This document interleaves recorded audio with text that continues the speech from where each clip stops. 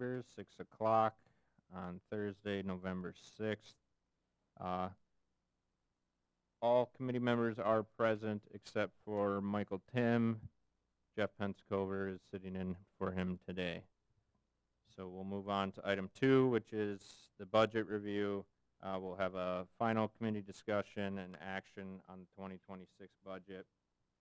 I'm going to walk through some things in the budget.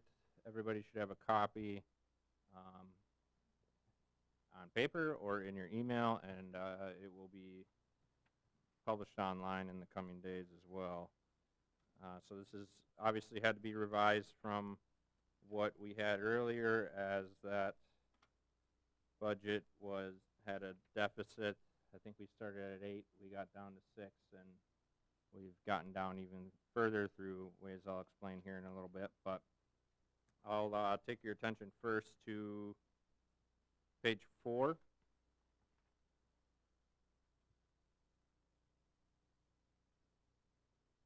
And so we'll go down to the section that is tax levy over or under statutory tax levy limit. So that's where we have to be when we submit our budget to the state. And as you'll see here, that is now where it needs to be at 0. So there's no deficit. We'll walk through the items below that, which is how we got there. So previous tax levy deficit was $620,897. If anybody needs a copy, we can wait a bit. Okay. 1 second while those are distributed. Also in your email as well.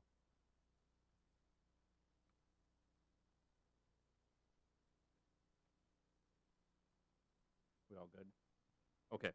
So yeah, we're on page 4 again in the section tax levy over under statutory tax levy limit. So as you'll see, the property tax levy over under statutory property levy limit, we now have it at 0, and I'm going to go through how we got there. So this last time we met, or it was published, it was at $620,897 over what's legally allowed. We'll go through how we got down to 0 starting with revenue adjustments. So you'll see here, first item, municipal court revenue, $10,000, property tax equivalent, $19,630, bulletproof grant, $5,600, wildlife abatement grant, $750, investment earnings, $49,150, and retiree health insurance levy reduction, big $96. Expenditures, so this first part you'll see is after we had the departments in and we went through their budgets and we had asked them to comb through and see what they could get out of what they were requesting for 2026. These were submitted by them. Police Department 2026 budget revisions, $30,676. Traffic control budget revisions, $14,364. Park Department budget revisions, $52,172. McMillan Library budget revisions, $30,000. And I'll stop there to note that also to get down to the 620, Paul Vollert came in from Street Department and provided quite a big chunk, which I think we reflected on previously. So that's how we got to the 620, and the other departments submitted these themselves as things that they could take out of their budgets. So anything on that so far? Okay. So then we'll go down to where the rest comes from. So no wage adjustment for non-represented employees, $166,030. So essentially, nobody's getting laid off. Everybody's going to make the same amount of money they made in 2025. What could be considered done with that post-budget when we get into 2026 and we have a better idea of additional revenues or carryover funds is it could be addressed at that time, or we could do something like a lump sum payment by some kind of formula that's been done previously in the past by the city. But at this time, to make the budget and have it balanced, that is one of the items. And then the open positions that we currently have that we will not be budgeting for are administrative assistant for the street department, $80,283. Administrative assistant police, $80,283. Assistant multimedia specialist, $81,863, which got us down to that exact amount. And even with these positions, again, something that can possibly be looked at in 2026 after we have a better picture of where we're at financially, but we cannot place them in the budget and be able to submit a budget to the state that is balanced as required by law. So that's a breakdown of where the budget was at, and this is the revisions. And at this point, if there's any questions outside of what we just went over, that is how we got here, or discussion, I'll open up for that.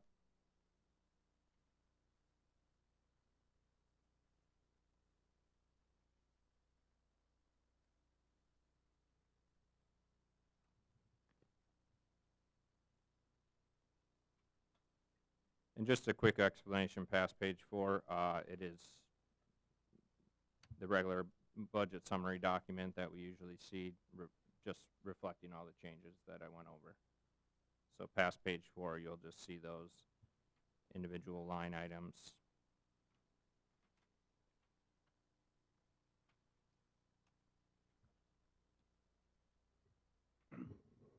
Chair? Yep. Thanks, Chair.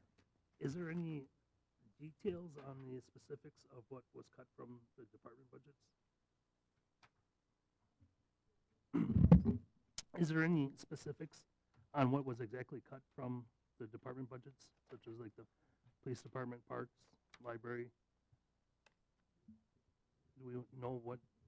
I do. The library director had sent me hers today. They've kind of trickled in as the meetings have went on what those department heads decided to take out of their budgets. I can go over what I have the library. I don't know if I have all of them, Tim. I think some of them might went right to you. Sure. You want me to go through all those? You can. Maybe just a summary of what those cuts entail, so we know Okay. what's. Okay. Let's start with the police department. A reduction of $6,195 was taken out of office supplies. That was for new chairs. He proposed not replacing all of them, but I also said that we have an office equipment account that we have funds in that we budget each year that we could take fund those chairs out of. Forms and printing, he reduced by $1,500, copying costs by $500, telephone by $2,520, and I think that has to do with, I do believe he was here talking about the stipend and changing that policy. The Lexapol, well, that's really they're updating their policies. He factored in that the League of Municipalities gives us a reimbursement if we keep those current, and so he factored that into his budget. We reduced safety by $1,000, crime prevention by $3,720, and I do believe those were the bicycles, the new bicycles, that just deferring that for another year. Investigations, he reduced by $5,000. If you remember, the additional funds of $10,000 was for drug buying. He reduced that to $5,000. The K-9 program, he reduced by $2,741. I do believe that was for headsets. In discussions with him is that they do have some funds in their K-9 donation account, which would be an appropriate use of that. So I think that's where he'll utilize those funds. For traffic control, reviewing this with Joe Eichstad, we looked at the wages and benefits in that, and he had an increase in there, but just kind of looking at previous years and how it was running this year, we felt that we could drop that, the wages portion down to $20,000 and the associated roll-ups for incidental labor.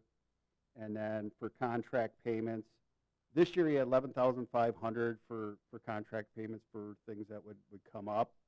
They haven't spent any of that money to date, so we discussed it, and we felt that what we could do is that unspent money is maybe just carry that forward and then utilize those for any, contingency type items that might occur next year. So we reduced the budget amount of 6,500 for that. For Park and Rec, Jake Klingforth and I went through his budgets. He was going through, and for the aquatics, he reduced that by 20,165. Looking at the facility maintenance labor, I think as we go each year, they're becoming a little bit more efficient with the operations and things, and so they're not spending as much time there. So we were able to reduce some of the labor there. Also with the equipment. Chemicals, just looking at kind of what our chemical costs are, and he was able to utilize some unspent funds this year to order stuff now this year for next year. So he reduced that by 5,000. The electric kind of went the other way, just looking at where it's trending. We had to increase that 5,000. And then sewer and natural gas, both of those reduced like $3,000, and that's just based on kind of how things are running. Other green areas, equipment, materials was reduced $4,000, just based on kind of what historically we're spending, and then kind of what we spent this year. And I think a lot of this is that they're going back and reviewing their budgets, because they put these together in June. Now they've got through October. And so they're kind of looking at those things and saying, okay, we're not spending as much, and that's where a lot of these adjustments are derived from. Park department equipment was reduced 11,000, just based on the amount of equipment we're using, and that was trending lower. And materials 1,000. Tree care, we reduced contract payments by 5,000 and wages and benefits by 9,000, just based on how much we're spending. I mean, I know that a lot of their tree work is done in November, December, but kind of we looked at what they spent last year, where they're trending this year, and we felt that we could reduce that. And then special events, I think fireworks was reduced 2,000, because I think in a previous year that 2,000 was spent for a DJ, but we did not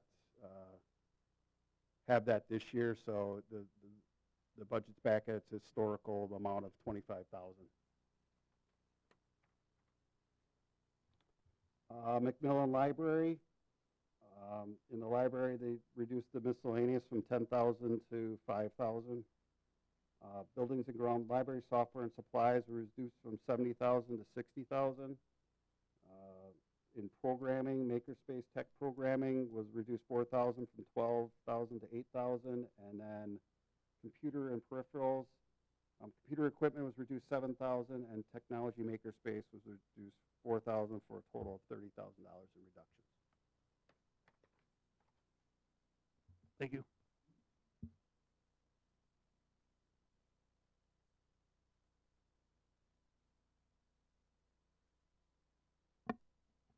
Sure.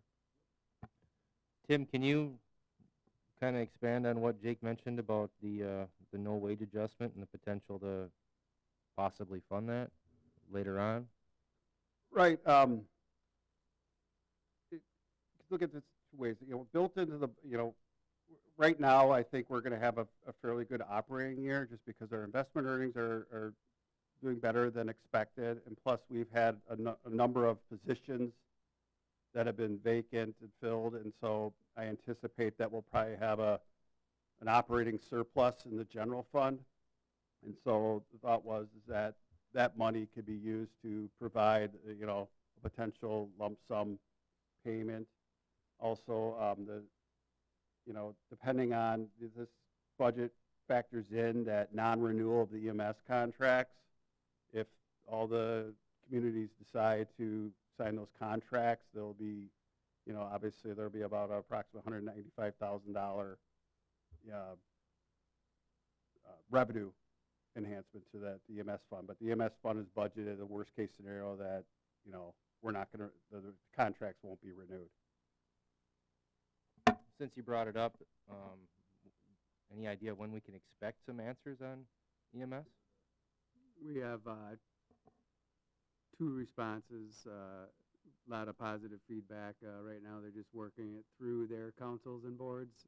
We've been to all of the councils and boards except for one right now, but I've already met with the majority of their council on a separate occasion. So everybody's in the know, knowing what's going on. The 2 that aren't due until end of 27 are kind of waiting for the other 5 to kind of, you know, say their piece as to what direction they're going in. All things look like they're moving forward, but I can't guarantee anything. Anything can happen at this point, but I haven't heard any negative feedback yet.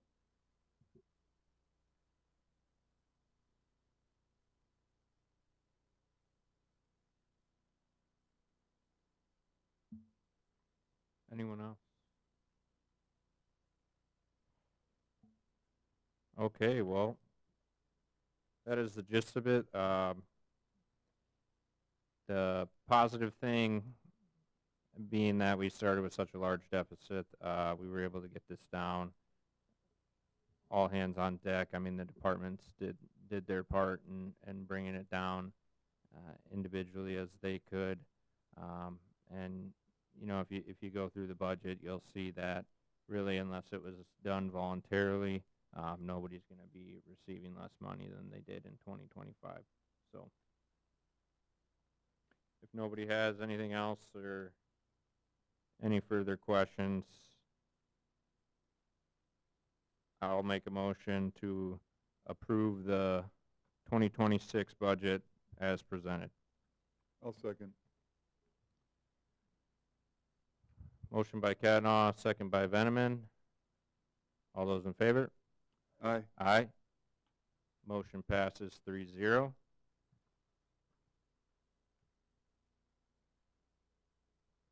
Yep.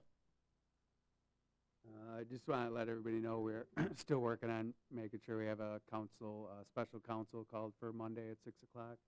So we're getting that out, but just so you guys know we have that. That'll be our opportunity to finalize everything, give you time to process this a little bit, and we'll talk again then.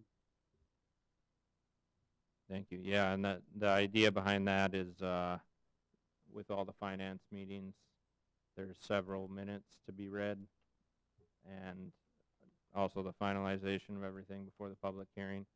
So we can get that all out in one special common council meeting versus reading it all after the public hearing at the regular common council meeting. So more to come on that if that meeting gets published soon. Also to note is the public hearing is, yep, go ahead. I just, on the, whatever the wage increase issue, any steps that were called for in the compensation schedule are in the budget and will be given, just so that's clarified. Yes. Yes. Yep. Other notable budget meetings is after this is going to be potentially the special common council meeting, and then of course for the public, the public hearing will be on Monday, November 17th at 5 p.m. So feel free to come on down. That'll be the public hearing, and then Tuesday, November 18th, the following day, the common council will consider for adoption resolution adopting the tax levy and the budget. There's nothing further on the agenda. At this time, we will adjourn at 6:19 p.m.